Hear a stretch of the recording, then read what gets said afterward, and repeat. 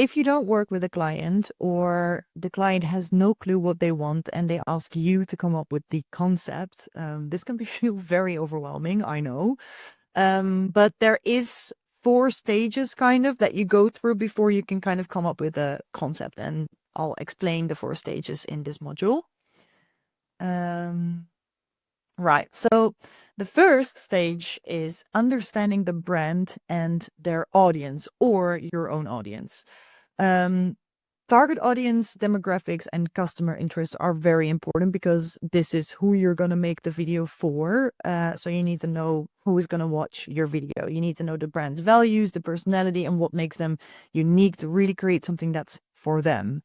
Then the second stage is the video objective. You need to define a very clear goal that's simple to understand. So this can be increase sales, build brand awareness, launch a new product, or showcase a new collection, clothing collection or whatever.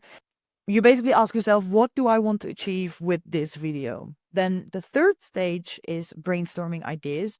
So then the third stage is brainstorm ideas. You're going to look for creative ways to help the brand achieve relevance and differentiation. You can do this on Instagram or Pinterest, or maybe have some videos in your account or in your phone ready, or you ask them like, what do you like in other campaigns, or what is an inspiration for you? What brand is an inspiration? So that you can kind of like brainstorm the direction that you're heading in. So then the fourth stage is developing the actual concept. You're going to pay attention to storytelling, visual style, and messaging. This is where everything kind of comes together into a mood board that then later turns into a shot list. And then from that shot list, you're going to actually shoot. So when you're determining the goal of your video, you have to consider, or I always try to consider, 2 sides. You can have a client goal or client work or personal work to kind of like build out your portfolio. So I'm just kind of trying to tackle both of them. When you're making personal work, your goal could be, what clients do I want to attract? So what is this image that I want to convey so that people can find me? That's very important if you want to get clients as a videographer. When you're shooting client work, you're going to ask, what audience does this client want to attract? Or what product are they trying to sell to what kind of audience? It's the same approach, but it's a completely different outcome. So you're working for a client or you're working for yourself.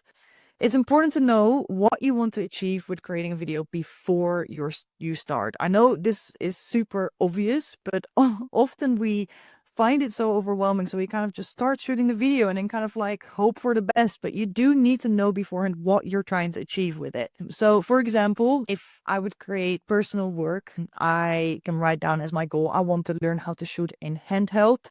I want to try and mimic an old 8mm film in black and white. And I want to attract more fashion related clients. These 3 things can be my goal, and this can give me enough guidance to start my shoot. For client work, this could be, they have a new collection of summer dresses they want to launch on their Instagram page, and their audience is 18 to 25 years old girls. So then I have a way more clear idea of what they want. So this is going to be a probably summery campaign with dresses. It's going to be sweet colors, hopefully sunny, shiny, and it can be quite young and youthful and playful. This little like goal is already giving me enough ideas to kind of continue to the next stage. Okay, so now I'm going to focus more on actual client work. And then there's 2 types of clients that I always deal with. The client 1 is that the client knows exactly what they want and they give you a mood board, a general idea, and a storyline.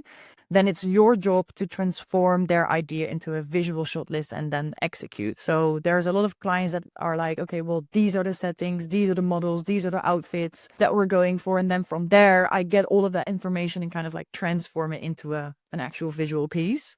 These clients are great to work with. They make it very easy for creatives like us. Then there's also another client, and this client has no idea what they want, and they ask you to come up with the idea or the concept. So then you need to gather information before you can actually come up with something that you can execute. So if this is the case, a client comes to you or someone comes to you and says, okay, I want you to do this, then these are the questions you're going to ask your client. There are 7 questions I always ask my client is. Even the clients that kind of have a very clear idea, it just gives me more of like, yeah, more context of who I'm dealing with and what I need to focus on. So anytime you come into this kind of situation, you're going to start with asking, who is your audience? Then what platform is it going to be used on? Very important to kind of like know whether it's going to be horizontal, vertical, website, banner, or flashy social ads. Very important. How long can the videos be? Average is often between 15 and 60 seconds. And what is the goal of the video? Very important. What is your brand identity? Are they young, commercial, artistic, playful, traditional, etc.? Then what I always like to ask is, can you point out 2 videos of mine that speak to you and explain why, if applicable, like if you have a portfolio yet? This really, really helps me to gather an idea of why they chose me to work with and also what they're after. On my portfolio, I have a wide range of like fast and furious. Sorry, fast and snappy videos, but I also have more of like commercial, slow, clean videos. And if they pick one or the other, I kind of know what direction they want to go in. They often don't really know how to describe it yet, but based on their pick in my videos, I know what they're after. And if this is not applicable, you can ask, can you share 2 other videos that you really like and explain what you like about them and why? This is just really good to get a general idea and get inspiration already for your concept. But it's really good to know that in reality, when working with clients, you often only get a storyboard or a general idea or theme, or even literally just an email saying like, yeah, we just want a happy campaign.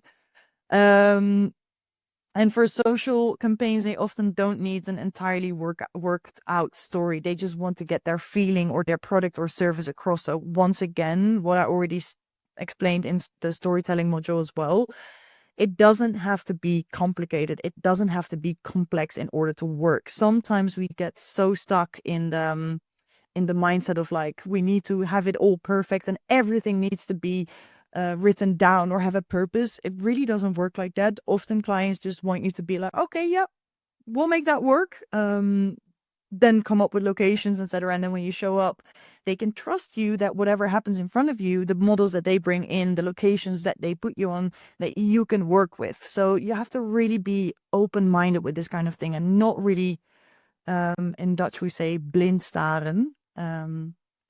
Focus too much on getting it perfect before you start.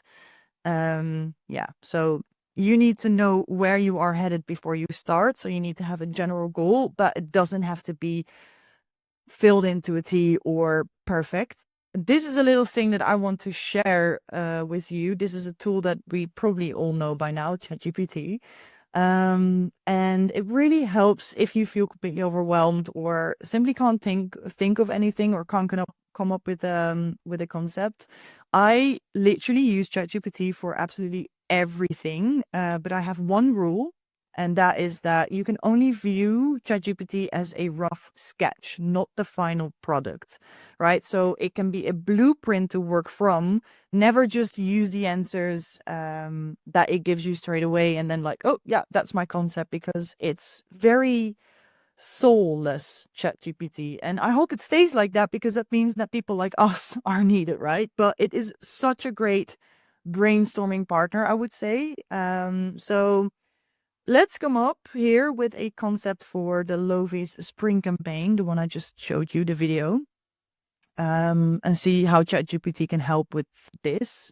Please screenshot this slide so that you can really copy and paste the prompt that I show here.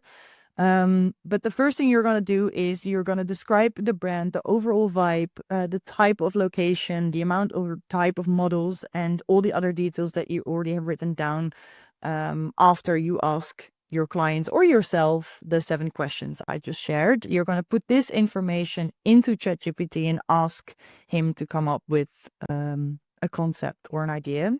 Here you can copy and paste the actual prompt that I used. Here we have the answer. This is a short version or a general idea of the direction that you could go in. Maybe this is already enough for you to create your own idea, but let's take it one step further in the next prompt to kind of make it more detailed. For example, can you now describe 5 different sequences that each show a new look? Implement locations such as a red phone box, crosswalk at Piccadilly. We're located in London, by the way, if you didn't already notice. Underground platform and financial districts. Then it's going to come up with a very detailed description of sequences. So now you basically already have a shot list for the entire shoot, which is great. But I want to see if I can get more ideas in terms of creative techniques and camera settings and equipment. Please screenshot. I'm not going to read it all out. For that, you can use a new prompt, and here you can share the type of gear that you're shooting on, or some ideas that you've come up with already, or like techniques that you would like to use, right? So the prompt I'm going to put in is now add 4 fun and creative techniques, including the right camera settings that I can use throughout the campaign to add a playful effect. My gear consists of the following, then the lenses and the camera body that I use, and another camera that I brought. So then there you go. This could give you, this should give you enough guidance to start with. And now it's just a matter of writing your own version of this and share it with the client. So coming up with more specific ideas. But this is such a great way to kind of like, if you're starting from nowhere, know where you're going. I sometimes have all of the ideas in my head. I know exactly what I want, but I can't really put it into a concept or a story. And then this really, really, really helps to be more clear on what I want to create. Right. So this is all when you're working for a client. Obviously, it works the same with the prompts for ChatGPT if you want to create something for your portfolio. But I'm going to walk you through a little bit of my thought process on creating portfolio work, because it is the best practice. Trust me, it's the one and only thing that will get you good as a videographer, but also the one and only thing that will get you clients. So to give you an example, I'll share you the thought process of my most recent portfolio piece. I have not made a portfolio piece in a long time because I've been so booked and busy, really. But this is a portfolio piece I shot 2 years ago. Oh my God, I can't believe it's so long ago already. And I'm gonna walk you through the thought process, and also keep in mind that I already have years of experience before this. Things might look a little bit different when I do them on my gear setup than when you are just starting out with maybe a less advanced camera or whatever. So keep that in mind. I was in Paris Fashion Week at the time, where I go every year to broaden my network and portfolio, as there are so many fashionable and influential people during Fashion Week. And I had a day off and wanted to create something cool while I was in Paris. And I searched some images on Pinterest that looked cool, and I posted on my Instagram story that I was looking for a model, and I did not have any time to plan anything whatsoever. All I knew was that I wanted to create something in a more artistic way.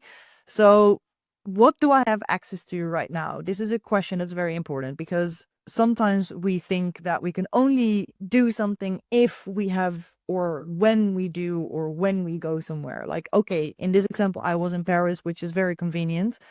But you can also do this in Amsterdam. You can also do this anywhere you live, as long as you look for a little bit of inspiration and have a vision, have a goal. So before I shot anything, so without any planning anything or whatever, I did determine my goal. So what was my goal in this video?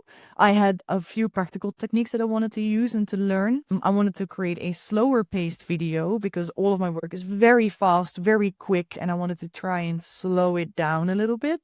I also wanted to mimic black and white analog film while shooting everything on my actual digital camera. So I wanted to mimic the 8mm film vibe without having one. So I wanted to learn how to do that. And I also wanted to use sound effects and voiceover to make it more immersive, shoot handheld so that I could allow it to be more messy. At the time I was shooting everything on stabilizing, and I wanted to switch to handheld. So I decided to make a video completely handheld.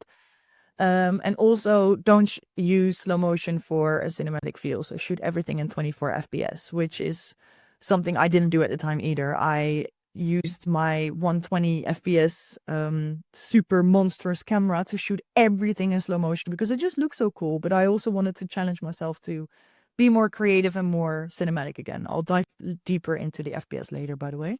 the goals in terms of my business were attract clients that value narrative visual storytelling and also attract clients that value more feeling in their brand, because everything I was doing at the time was very shallow or short and quick, and I wanted to have a little bit more depth in my work. So this was my goal when I was creating this personal project piece.